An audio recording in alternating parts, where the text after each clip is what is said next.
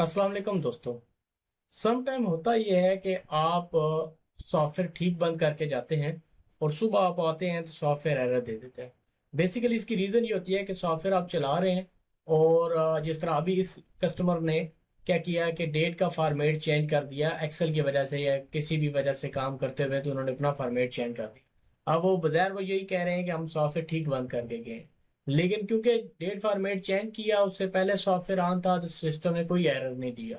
लेकिन जो ही उन्होंने सिस्टम दोबारा रिस्टार्ट किया दूसरे दिन आए तो सिस्टम ने ये एरर दे दिया।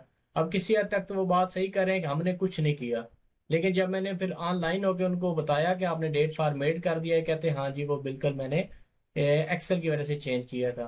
तो इसी वजह से अक्सर मैं यूजर्स को कहता हूँ कि बहुत सी चीज़ें ऐसी होती हैं जो आप उसको इजीली ले ले के चेंज कर देते हैं और बाद में फिर वो आपके लिए प्रॉब्लम बनती है। तो इसलिए सेटिंग सॉफ्टवेयर की या सिस्टम की कोशिश किया करें। अगर आपको आइडिया नहीं है तो चेंज ना किया करें। तो ये आपके सामने इनिशियलाइजर का एरर आ रहा है, उसकी सबसे बड़ी वजह ये है कि यहाँ पे देखें सिस्टम का डेट फॉर्मेट खराब हुआ है। तो मैं अभी सेट कर देता हूँ, लेकिन हम्म। नेक्स्ट टाइम आपने जो भी बंदा इसके ऊपर काम करता है आपने उसको लाजमी मना करना है कि फॉर्मेट ना चेंज करें, ठीक है।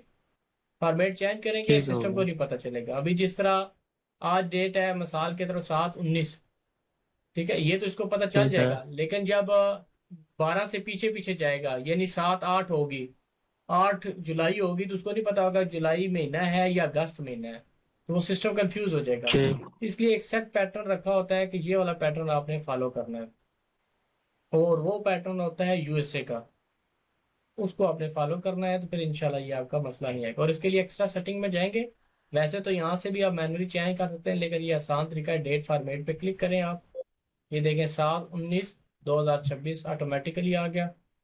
अगर क्विक किट नहीं है तो फिर आपको यहाँ से विंडो से जाके करना पड़ता है।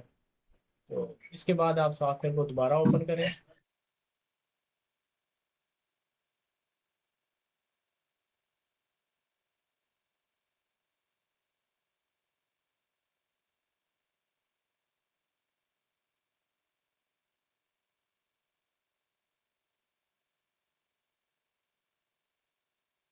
ये आपका सॉफ्टवेयर ओपन हो गया जी।